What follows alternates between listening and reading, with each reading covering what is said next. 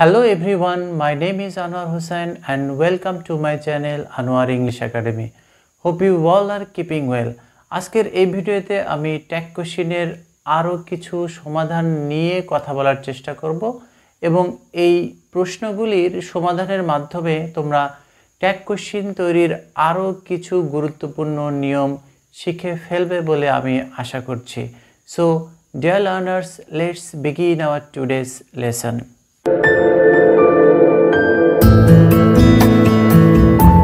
Dear learners, তোমরা দেখতে পাচ্ছ এখানে বেশ কয়েকটি ট্যাগ কোশ্চেনের এক্সাম্পল রয়েছে। এই এক্সাম্পলগুলি সমাধানের মাধ্যমে আমরা বেশ কিছু গুরুত্বপূর্ণ ট্যাগ কোশ্চেন তৈরির নিয়ম আজকে শিখে ফেলব। তাহলে চলো আমরা প্রথম এক্সাম্পলে চলে যাই। তোমরা প্রথম এক্সাম্পলে দেখতে পাচ্ছ যে হামিম হিট আপন এ প্যান। তোমরা জানো যে ট্যাগ কোশ্চেনের ক্ষেত্রে প্রথমে আমাদের যেটি করতে হয় যে সাবজেক্টের প্রোনাউন ফর্মটি লিখতে হয়। এখানে সাবজেক্ট রয়েছে হামিম, এটি থার্ড পারসন সিঙ্গুলার নাম্বার এবং একটা বালককে বোঝাচ্ছে, তাই এখানে আমরা প্রোনাউনের জায়গায় কি লিখব? হি লিখব। এখন প্রশ্ন হলো যে এখানে ভার্বের জায়গায় রয়েছে হিট। তোমরা জানো যে ইংরেজিতে কিছু ভার্ব রয়েছে যেগুলির তিনটি ফর্ম একই রকম, যেমন এখানে হিট রয়েছে, হিট, তারপরে সেট, কাট, পুট, রিড। এই ভার্বগুলোর তিনটা ফর্ম কিন্তু একই রকম। তো যেহেতু প্রেজেন্ট, পাস্ট এবং পাস্ট পার্টিসিপল এই তিনটি ফর্ম একই রকম হয়ে থাকে এই ভার্বগুলির, সেহেতু যদি ট্যাগ কোশ্চেনে এই ধরনের ভার্ব থাকে তাহলে তোমাদের অনেকেরই কিন্তু প্রবলেম হয়ে যায় আসলে এটি আমরা কোন টেন্স ধরে নিব। সেক্ষেত্রে আমরা যে প্রসেসটা অ্যাপ্লাই করতে পারি, যদি দেখো যে এরকম এই কয়েকটি ভার্বের মধ্যে যে কোনো একটি দেওয়া আছে, আমরা সাবজেক্টের দিকে একটু লক্ষ্য রাখবো। সাবজেক্ট কিন্তু এখানে থার্ড পারসন। যদি এটি প্রেজেন্ট টেন্স হয়, তোমরা জানো যে প্রেজেন্ট ইনডিফিনিট টেন্সে বাক্যে যদি subject third person singular number হয় তাহলে কিন্তু এই মূল ভার্বের সঙ্গে কি থাকে? এস বা ইয়ের যুক্ত থাকে। এখানে কিন্তু কোনো এস বা ইয়ের যুক্ত নেই সাবজেক্ট থার্ড পারসন সিঙ্গুলার হওয়া সত্ত্বেও। আর তোমরা এটি জানো যে প্রেজেন্ট পারফেক্ট অথবা পাস্ট পারফেক্ট টেন্সের ক্ষেত্রে আমাদের কি হয় যে হেল্পিং ভার্ব থাকে, যেমন হ্যাভ, হ্যাজ প্রেজেন্ট পারফেক্ট টেন্সে, এবং হ্যাড এরপরে যদি মূল ভার্বের পাস্ট পার্টিসিপল থাকে সেটি হয়ে যায় পাস্ট পারফেক্ট টেন্স। যেহেতু এর আগে কোনো হেল্পিং ভার্ব নেই সেহেতু এটি কোনো পারফেক্ট টেন্সও নয়। তাহলে আমাদের মাঝে মাঝে অপশান থাকলো পাস্ট ইনডিফিনিট টেন্স। তাই যেহেতু সাবজেক্টের থার্ড পারসন হওয়া সত্ত্বেও এখানে এস বাই এর যোগ হয়নি, তাই এটি আমরা ধরে নিচ্ছি পাস্ট ইনডিফিনিট টেন্স। আর যখনই পাস্ট ইনডিফিনিট টেন্স হবে তখন তোমরা জানো যে হেল্পিং ভার্ব হিসেবে আমরা কি ব্যবহার করব? ডিড ব্যবহার করব। আর এটি যেহেতু একটা হ্যাঁ সূচক বাক্য, হ্যাঁ সূচক বাক্যের ট্যাগ কোশ্চেনটি কি হয়? না সূচক হয়, তাই আমরা এখানে নোট ব্যবহার করব। আশা করছি ডিয়ার লার্নার্স তোমরা বুঝতে পেরেছো যে এই ধরনের ভার্ব অর্থাৎ সেট, পুট, কাট, রিড, হিট এই ধরনের ভার্ব থাকলে আমরা কিভাবে ট্যাগ কোশ্চেন তৈরি করব বা এই হেল্পিং ভার্বগুলো নিব। এবার ডিয়ার লার্নার্স আমরা চলে আসি পরের এক্সাম্পলে। পরের এক্সাম্পলে তোমরা দেখতে পাচ্ছ যে the mother rose in the woman, অর্থাৎ মহিলাটির ভিতরে মা জেগে উঠেছিল। অর্থাৎ কোনো ব্যক্তির ভিতরে বা কোনো একটা নারীর ভিতরে কিন্তু মা জাগতে পারে না। এখানে রাইজের পাস্ট ফর্ম অর্থাৎ V2 এখানে কিন্তু জেগে ওঠা বা ওঠা অর্থে ব্যবহার হয়েছে। আর এটা তোমরা জানো যে ফাদার, মাদার, সিস্টার, ব্রাদার এই জাতীয় নাউনের পূর্বে কিন্তু কখনোই দি বসে না।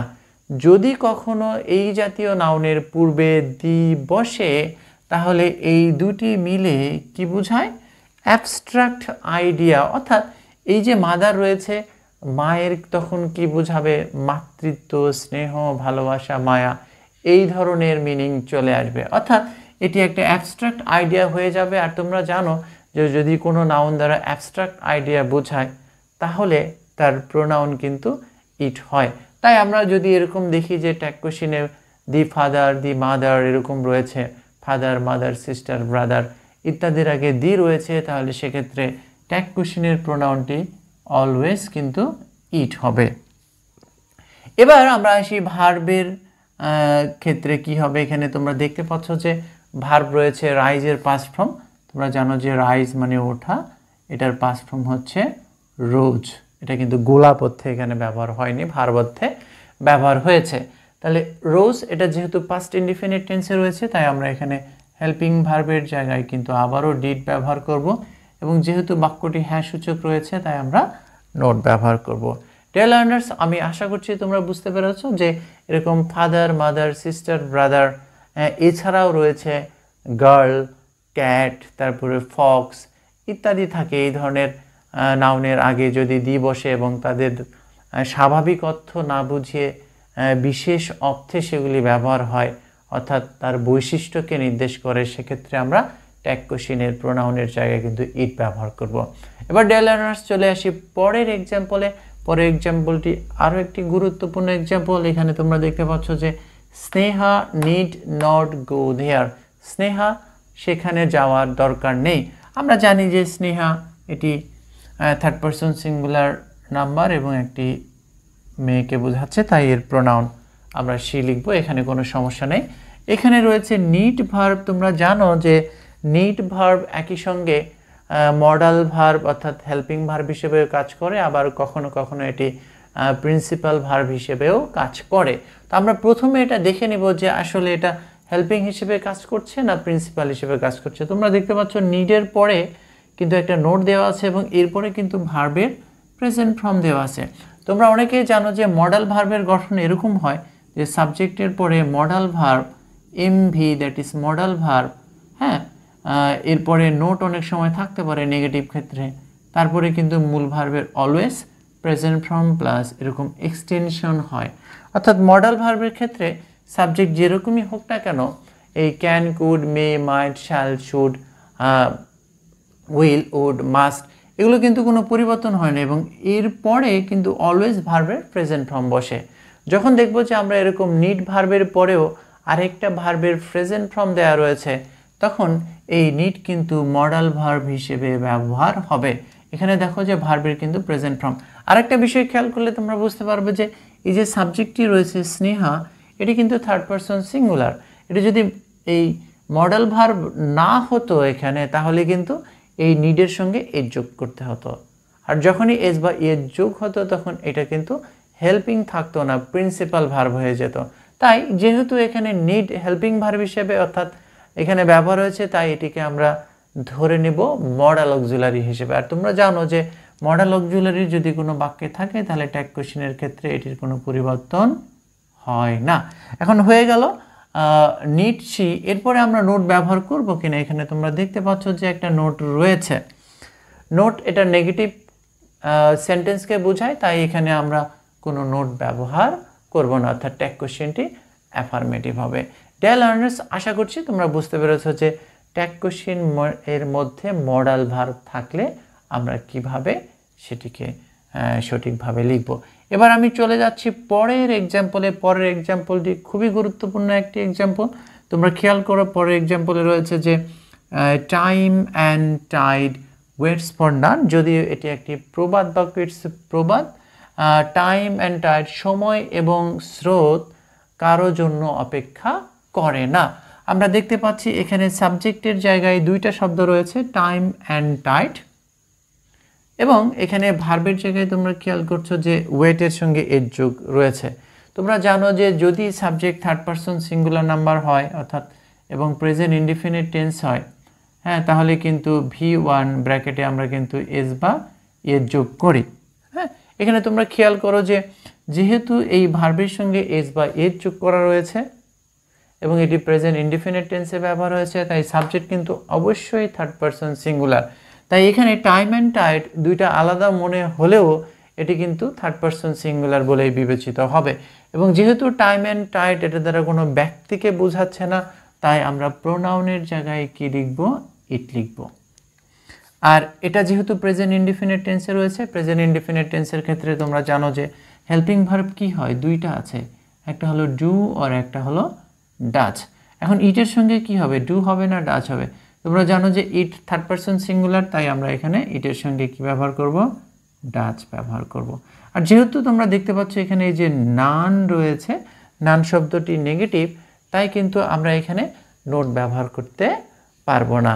তাই সঠিক উত্তর হবে ডাজ ইট।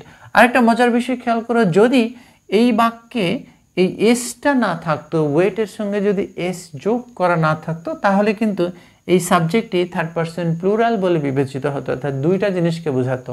সেক্ষেত্রে ইটের জায়গায় কিন্তু প্রোনাউন দে হতো, আর যখনই দে হতো তখন এই ডাজের জায়গায় কিন্তু ডু ভার্বটি ব্যবহার করতে হতো। আশা করছি প্রিয় শিক্ষার্থীরা তোমরা বুঝতে পেরেছ এই ছোট্ট ডিফারেন্সটি। এবার আমি চলে যাব পরের এক্সাম্পলে। পরের এক্সাম্পলে বলা হচ্ছে যে some of us know the secret, আমাদের কেউ কেউ এই গোপন রহস্যটি জানে। এখানে সাবজেক্টের জায়গায় দেখতে পাচ্ছ একটি ফ্রেজ রয়েছে সাম অফ আস। যদি এরকম দেখো যে কোনো বাক্যের সাবজেক্ট হিসেবে সাম অফ এর পরে আস রয়েছে, কখনো আস না থেকে দেম থাকতে পারে। যদি এরকম আস থাকে তাহলে ট্যাগ কোশ্চেনের প্রোনাউন কিন্তু উই হবে। যদি এখানে দেম থাকতো তাহলে কিন্তু প্রোনাউন দে হতো, এটি লক্ষণীয় বিষয়। আর এখানে নো রয়েছে প্রেজেন্ট ইনডিফিনিট টেন্স। আমরা জানি প্রেজেন্ট ইনডিফিনিট টেন্সে helping verb do or does হয়, ওয়ের সঙ্গে কিন্তু ডু হয়। আর এরপরে এটা দেখতে পাচ্ছি বাক্য হ্যাঁ সূচক, আমরা কিন্তু নোট যোগ করে দেব। তাহলে সঠিক উত্তর হলো ডোন্ট উই। ডিয়ার লার্নার্স, এবার আমি চলে এসেছি একেবারে শেষ উদাহরণে, এক্সাম্পলে। শেষ এক্সাম্পল তোমরা খেয়াল করো, এখানে রয়েছে many a man was present there, অনেক লোকই সেখানে উপস্থিত ছিল। অনেক লোক সেখানে উপস্থিত ছিল। তোমরা অনেকেই জানো যে এই মেনির পরে কিন্তু যে নাউনটা হয়, এই নাউন কিন্তু কি হয়, প্লুরাল হয়। আর যখনই প্লুরাল হয় তখন এখানে ভার্বও কি হবে, ভার্বটাও কিন্তু প্লুরাল হবে। কিন্তু এখানে যেটি রয়েছে খেয়াল করো, মেনির পরে কিন্তু আর্টিকেল এ রয়েছে এবং এ থাকার কারণে এখানে নাউনটাও সিঙ্গুলার হয়েছে। যখন মেনি এর পরে নাউন সিঙ্গুলার হবে, ভার্বটাও কিন্তু সিঙ্গুলার হবে। কিন্তু সমস্যা হলো যখন আমরা এটাকে ট্যাগ কোশ্চেনে রূপান্তর করব। ট্যাগ কোশ্চেনের ক্ষেত্রে এই যে সাবজেক্টটি রয়েছে many a man, many a plus singular noun থাকলেও ট্যাগ কোশ্চেনের ক্ষেত্রে প্রোনাউন কিন্তু তোমাদের দে ব্যবহার করতে হবে। অনেকে এই ম্যান দেখে হি লিখে ফেলবে, কিন্তু আসলে সেটি সঠিক হবে না। আমাদের যেটি করতে হবে দে লিখতে হবে। আর দে যখনই আমরা লিখব, তোমরা জানো যে ভার্ব কিন্তু সাবজেক্টের নাম্বার পার্সন অনুযায়ী হয়, অর্থাৎ ভার্ব অনুযায়ী সাবজেক্ট হয় না, সাবজেক্ট অনুযায়ী ভার্ব হয়। তো দের সঙ্গে আমরা কিন্তু এখানে ওয়াজ কখনোই লিখতে পারবো না, দের সঙ্গে তোমরা জানো যে ওয়্যার হয়। আর এখানে যেহেতু বাক্যটি হ্যাঁ সূচক রয়েছে, আমরা এখানে নোট ব্যবহার করব। তো dear learners, thank you very much for watching the video till the end. I hope you have enjoyed the video. If this video helps you a bit to learn how to frame tag questions, then please share it to your friends so that they can watch and learn it. No more now, I will be in front of you with another new video on this topic. Till then, keep watching Anwar English Academy and keep learning. Thank you all.